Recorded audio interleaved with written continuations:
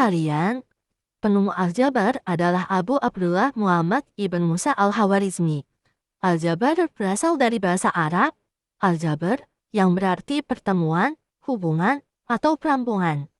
Jadi, aljabar adalah cabang matematika yang dapat dicirikan sebagai generalisasi dari bidang aritmatika. Jadi, bentuk aljabar merupakan suatu bentuk matematika yang dalam penyajiannya memuat huruf-huruf untuk mewakili bilangan yang belum diketahui. Misal, pada suatu hari, Pak Thohir membeli 2 kardus buku dan 3 buku. Sedangkan Pak Erik membeli 5 buku. Nah, untuk menyelesaikan masalah tersebut, kita dapat memisalkannya dalam bentuk aljabar. Misalkan, 1 kardus berisi X buku. Maka, 2 kardus dapat dinyatakan sebagai 2X. Karena terdapat 2 kardus yang masing-masing berisi X buku. Selain itu, Pak Thohir juga membeli 3 buku lagi di luar kardus tersebut. Sehingga, jika kita gabungkan, bentuknya menjadi 2X plus 3. Bentuk 2X plus 3 ini disebut bentuk aljabar, yaitu bentuk matematika yang menggunakan huruf untuk mewakili bilangan yang belum diketahui. Huruf yang digunakan bisa berupa X, Y, A, atau huruf lainnya. Sementara itu, Pak Erik membeli 5 buku saja. Dengan demikian, bentuk aljabarnya cukup ditulis sebagai 5.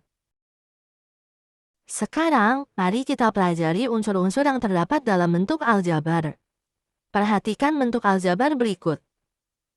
Bagian 2X dan 4 disebut suku.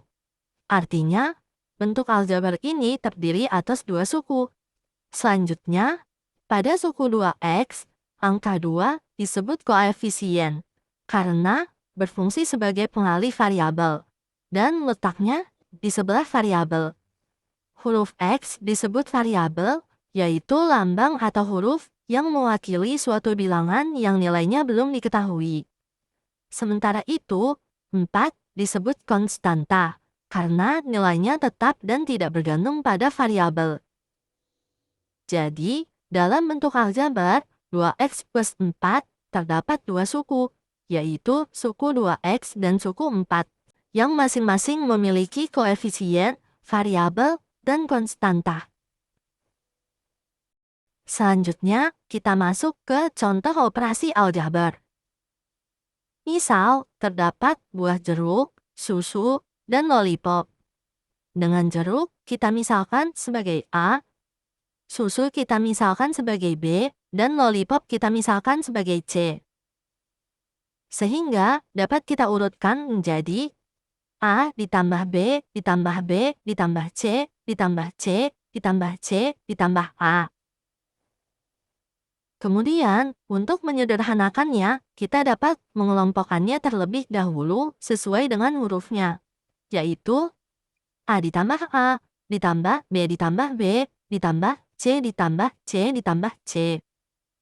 Kemudian dapat kita sederhanakan menjadi 2A ditambah 2B ditambah 3C. Sekarang kita masuk ke bagian contoh operasi bentuk aljabar.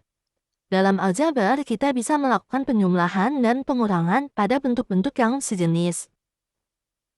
Artinya kita hanya bisa menambahkan atau mengurangkan suku yang punya variabel yang sama. Selanjutnya untuk penjumlahan terdapat 15X plus 20X, maka akan sama dengan 35X. Untuk pengurangan, contohnya 17X dikurang 15X akan sama dengan 2X. Selanjutnya untuk contoh pengurangan lainnya, misalkan ada 17X dikurang 20X, maka akan sama dengan min 3X. Untuk contoh penjumlahan yang lebih kompleks, misalkan kita diminta untuk menjumlahkan bentuk aljabar 3X min 5 dan 7X plus 8. Maka, kita bisa mengelompokkan suku yang memiliki variabel yang sama terlebih dahulu, sehingga menjadi 3X plus 7X min 5 plus 8. Sehingga hasil penyederhanaannya adalah 10X plus 3. Selanjutnya untuk contoh pengurangan, Misalkan kita diminta untuk mencari selisih bentuk aljabar dari 3x plus 5 dan 2x plus 1. Kita bisa kelompokkan dulu suku yang memiliki variabel yang sama menjadi 3x min 2x plus 5 min 1 dan disederhanakan menjadi x plus 4.